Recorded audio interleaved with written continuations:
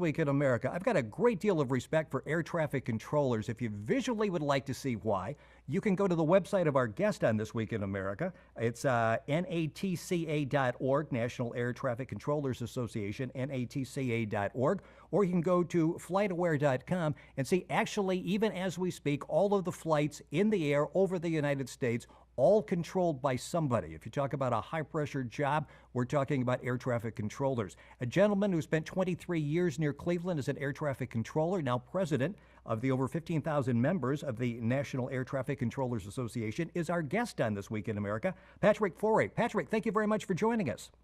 My pleasure, Rick. Good afternoon. I am going to date myself here, but it's interesting leading into this whole issue of people retiring. A large number of your union members hitting retirement age.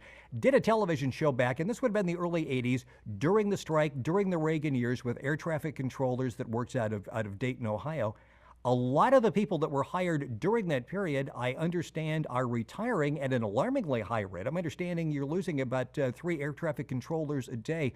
What is actually happening with retirement, and how is that affecting the air traffic control system?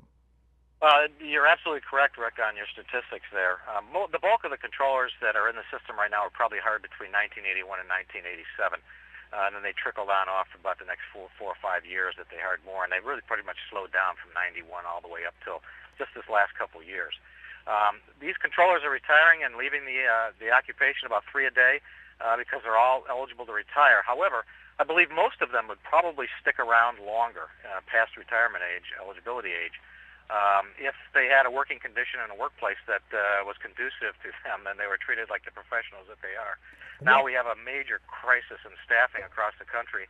We are already over 1,000 controllers less than we had in 2003.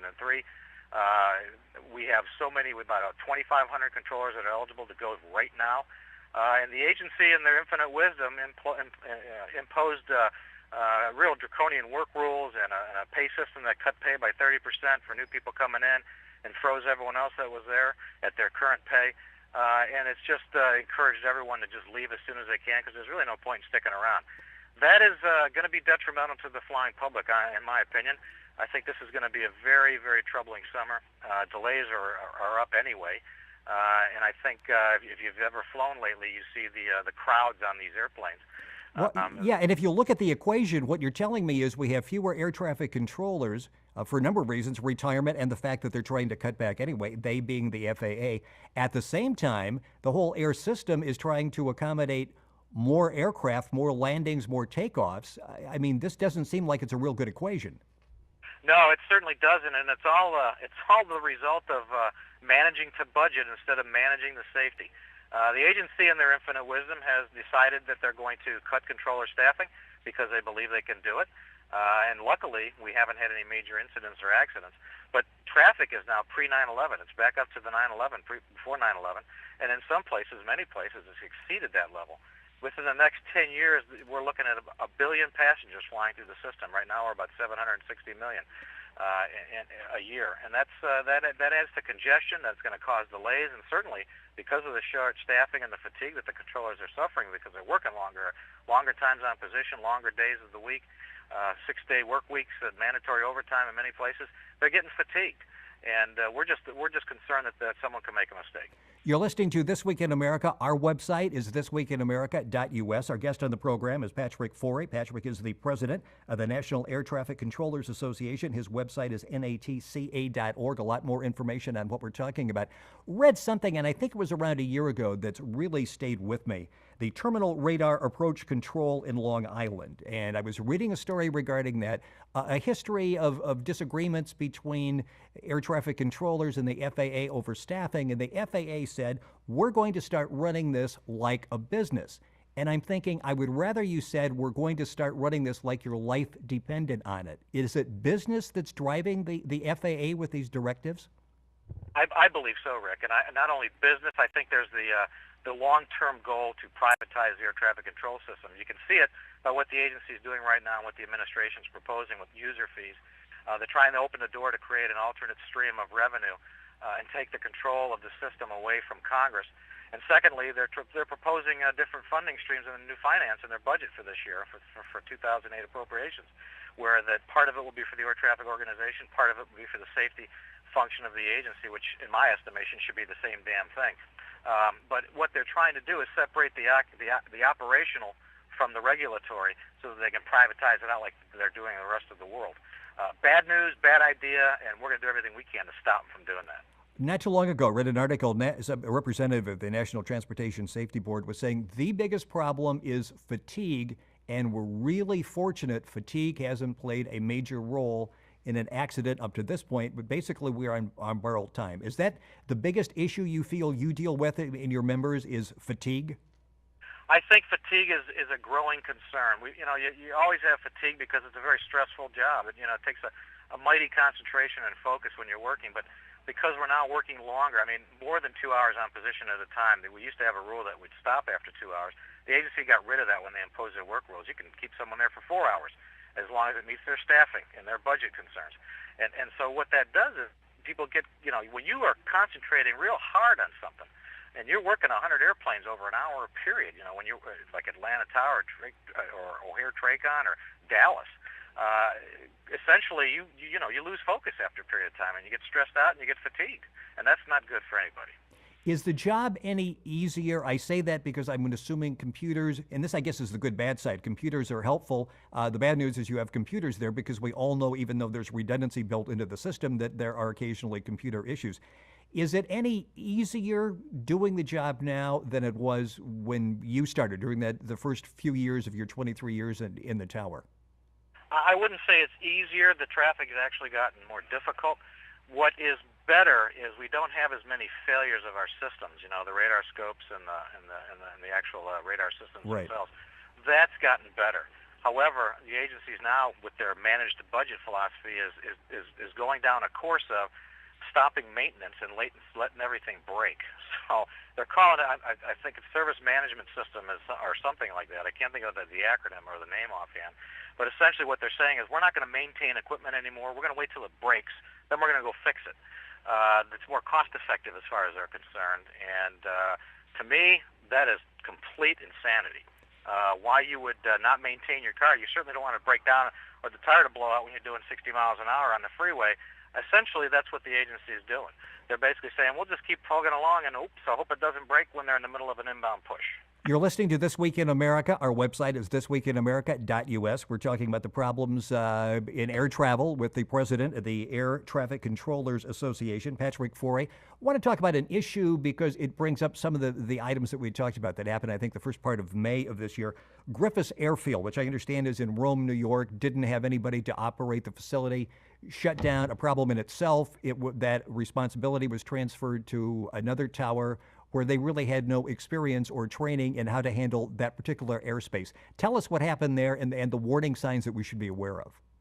Well, essentially, what the agency is trying to do, because they are so short-staffed and they don't want to use overtime and they don't want to hire more people, they're closing down these approach controls for these moderately slow airports, not necessarily dead airports, but certainly they're not as busy as something like an O'Hare or New York Center or New York LaGuardia, but certainly less complex.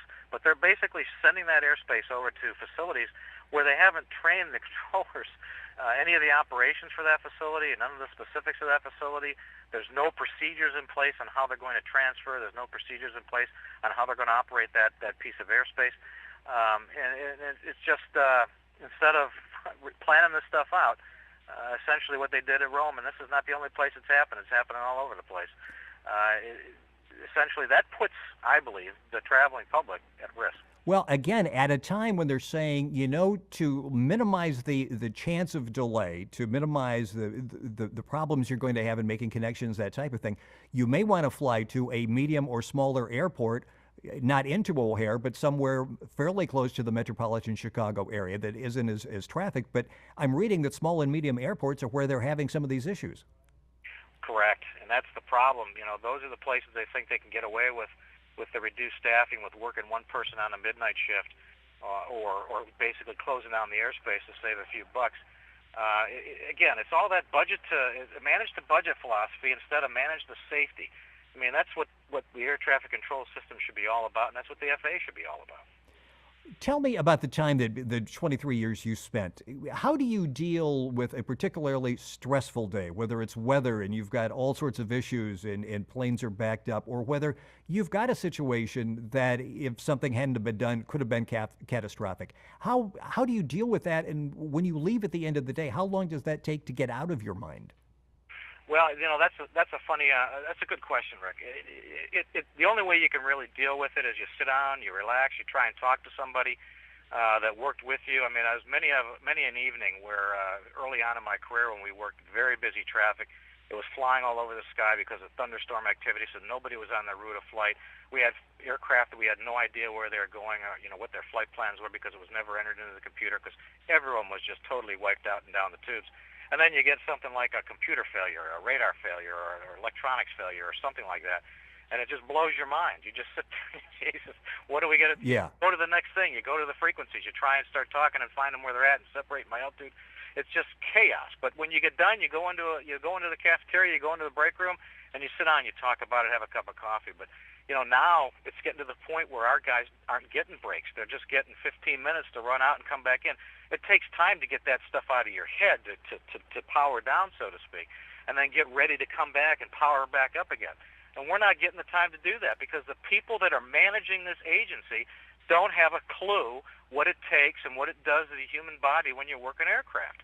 They just want to manage the budget, and that is dangerous all the way around. It is obvious we're concerned as the flying public what's going on in the air. I hope somebody knows where I am. I hope somebody knows what's going on in my surroundings, who's around me in the airspace.